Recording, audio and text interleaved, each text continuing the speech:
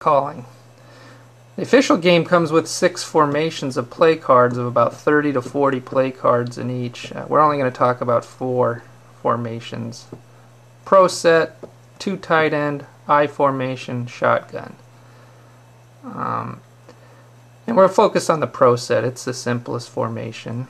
There's about 40 something play cards if you use my re-indexed version. Okay, what's on those play cards? Well, there's going to be 11 offensive players noted. And there's going to be 14 defensive zones. 7 of those defensive zones are squares, down lineman blitz areas.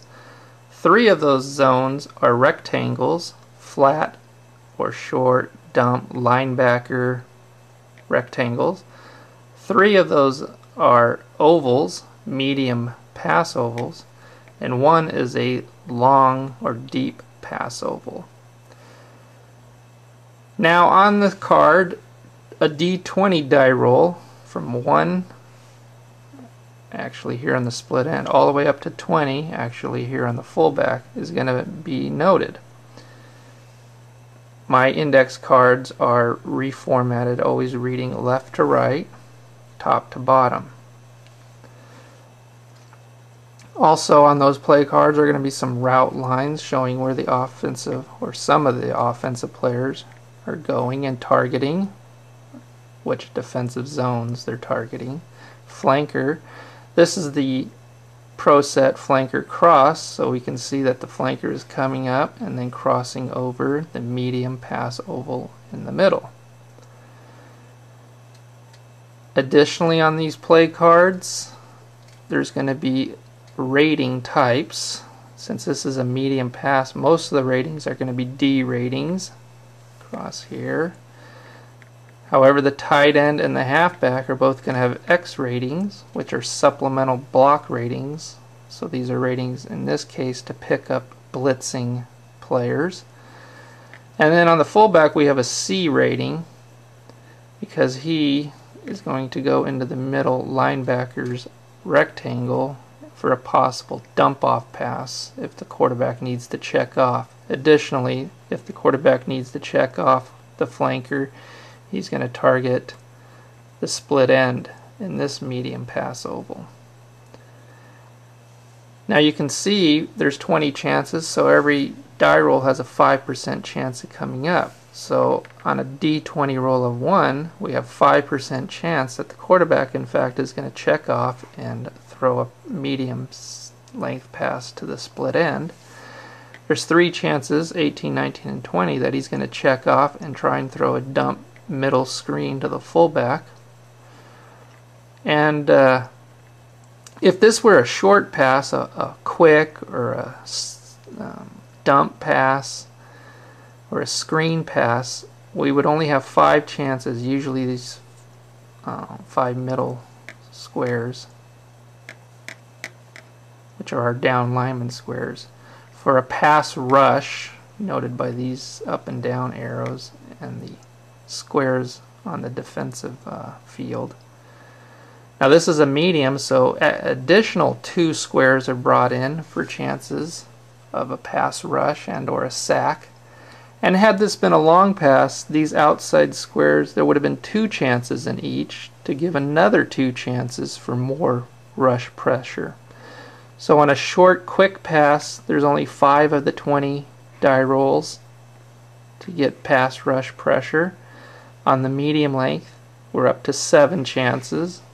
All 7 blitz squares come into effect.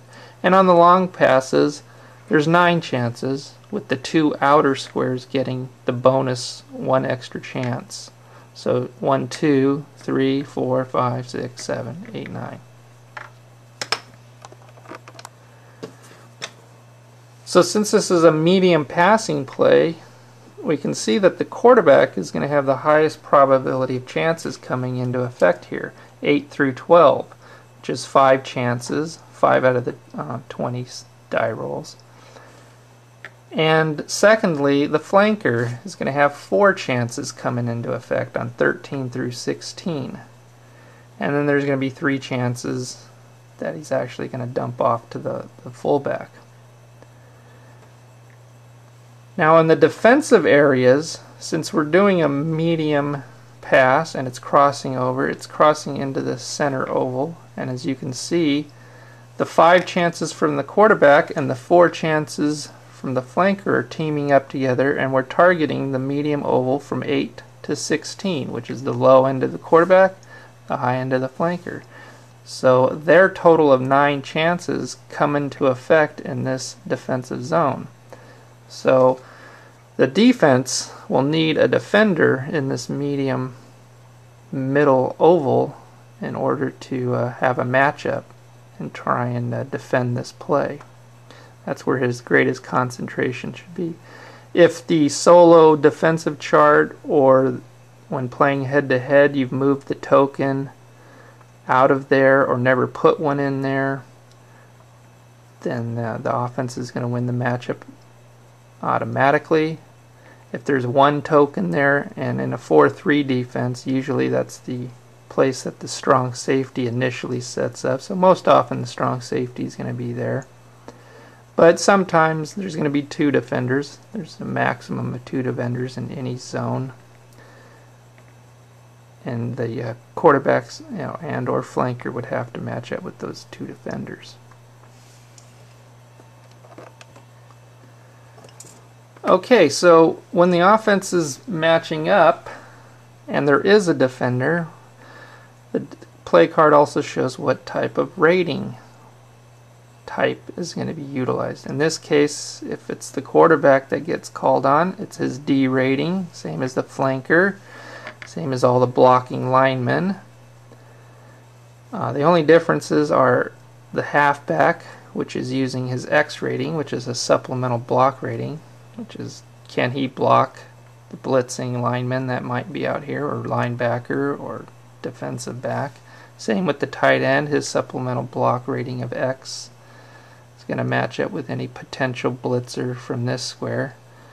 And the fullback's going to use his short pass rating, his C rating, with any potential defender that would be stationed in the middle rectangle. So in summary, what the play cards are telling you is that there's one offensive player at least that's going to be delineated by a D20 die roll.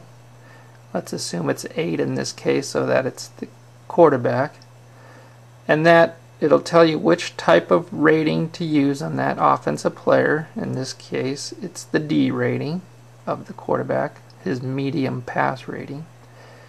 And it's going to tell you where all the offensive players are targeting, and ultimately, based on whatever the D20 die roll is, what the final focused target defensive zone is. And since it was an 8 for hypothesis purposes, it shows on the defensive zones that 8 is the medium pass oval. Once you have that all down, we would reference either a solo defensive card or the defensive zone sheet that has the tokens on it, or electric football players, or however you're using markers to show where the defense is. And then once we have those 2 match up, we would go to the team sheets to find some result codes. So let's assume you're using the solo play cards that came with my game from Brian. And you're playing a defense that's in the 4-3 formation.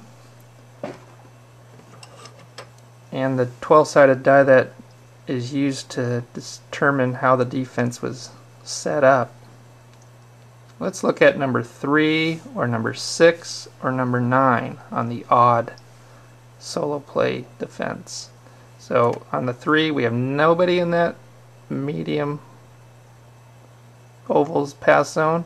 On the 6, we would have the token 10, which is the strong safety. And finally, tokens 10 and 6 as 2 defenders.